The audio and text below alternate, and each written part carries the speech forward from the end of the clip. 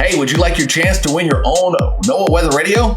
All you gotta do is like, share, and subscribe to the channel, and you're automatically registered. Now, on to the video.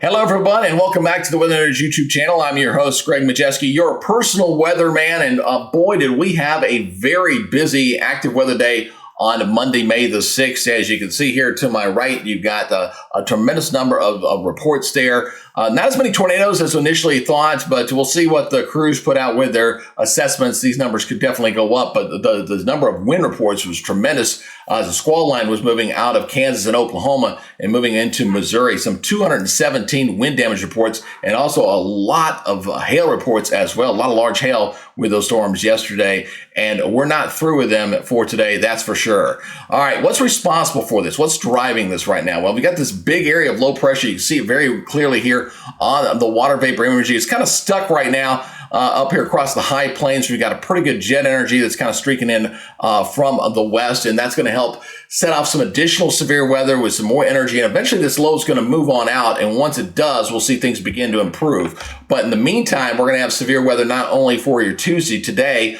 on May the 7th, we're talking about the 8th and the 9th as well, until this finally clears on out of here as we go through the rest of this work week. Now, keep in mind, we're in that time of year. Look at the climatologically. This is where the tornadoes are, predominantly in the plains, but also into the Midwest and into the Southeast. So it's not unusual to see this kind of weather for this time of year. All right, so let's look at the severe weather threat here. We're going to go ahead and break this down by the category here for today. We'll look at today as well as for tomorrow. And it looks like your Wednesday is going to be kind of the bigger event, I think, between the 2 days, at least of the 3 days we have this week with the severe weather. So let's take a look at this. Again, your tornado threat, obviously that enhanced area, that'll be where the yellow, that is where that 10% risk for tornadoes are going to be. So we're talking about this area up in here across the Midwest. So we're talking about areas of Ohio into Indiana and getting into Kentucky, surrounded by that brown area with that 5% chance of seeing tornadoes. Wind damage was also be a bit of a threat here, encompassing a bigger area there from the Midwest into parts of the Southeast, even stretching back toward Texas as we look for the wind damage threat, and the hail threat also kind of in the same general area there as well. So that's not looking too bad. Again, tomorrow is looking like the more active of the 2 days here. As we look at your day 2 outlook, notice we have a bigger encompassing area of the enhanced area of severe weather here, covering a lot of cities here, stretching from Dallas, stretching back all the way up in towards Cincinnati, with that severe weather enhanced area greatly expanded. And you'll notice that the threat for tornadoes will also go up here, covering a bigger area there across from Missouri, heading over toward Tennessee and Kentucky, and that brown area, again, that's that 5% risk covering from the Ohio River Valley back over toward the eastern portions of Texas as well, the northeast portions of Texas.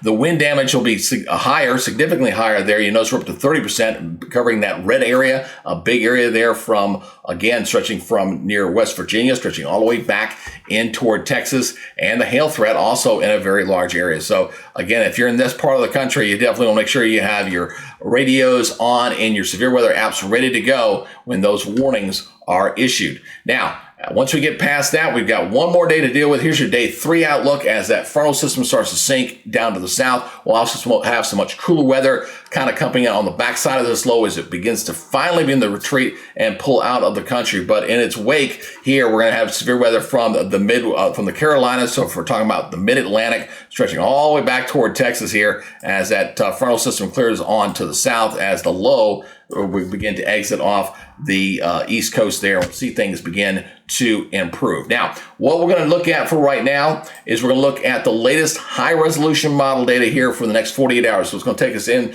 throughout the day for your Tuesday and your Wednesday. We're going to look at the simulated radar on this right now. So let's go ahead and take a look at this right here, as we're going to be seeing how things are looking here. Obviously, we got the rain, had a few thunderstorm warnings here this morning, but nothing like we saw during the wee early morning hours and through the overnight period. Things have kind of settled down for right now.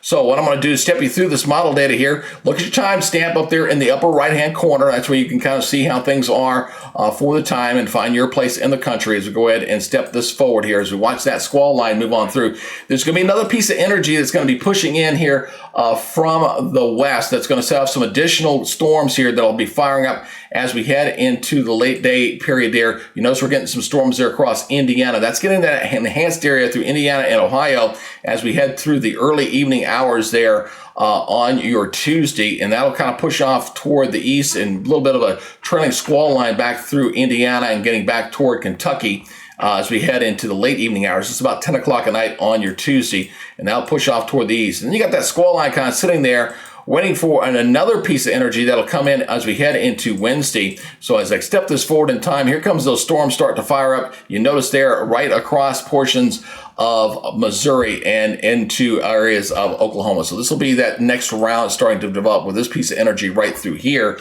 That'll set off additional severe weather throughout the day on Wednesday. Watch as it pushes off toward the east and starts to expand out. And we get some daytime heating along with that energy, we'll start to greatly expand the thunderstorms there through portions of Indiana, Kentucky, stretching back into Arkansas as well with that severe weather risk. Again, we're looking at that enhanced area covering that region, and this will be setting off a pretty good squall line. It'll start to push off toward the south there and coming into northern Alabama. Look at that impressive squall line through Kentucky, Tennessee, stretching back into Arkansas as we go late in the day on your Wednesday. So let me sweep this all the way through once again. So there it is by late in the day on Wednesday, and then that will start to sink further south and should clear as we head into your Thursday. And then once that does, we'll finally get a little bit of a break here from the active severe weather. We're talking 4 straight days of really consistent severe weather here. It's really been going back here for about a week and a half. We had over 315 tornado reports in April, made it the second busiest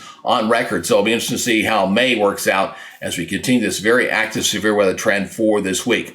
Now, if you would like to participate in any of the live coverage that I'm trying to do on this channel, all you got to do is subscribe to the channel, hit the notification bell so you're alerted on when that content is posted. I usually try to put it in advance so you'll kind of get a premiere click there and you can kind of be alerted on when that live will begin to broadcast. All right, that is your update here for this morning. Again, I appreciate you guys. Again, we'll see you on the next report. Until then, be good, stay safe, and we'll see you next time. Bye-bye for now.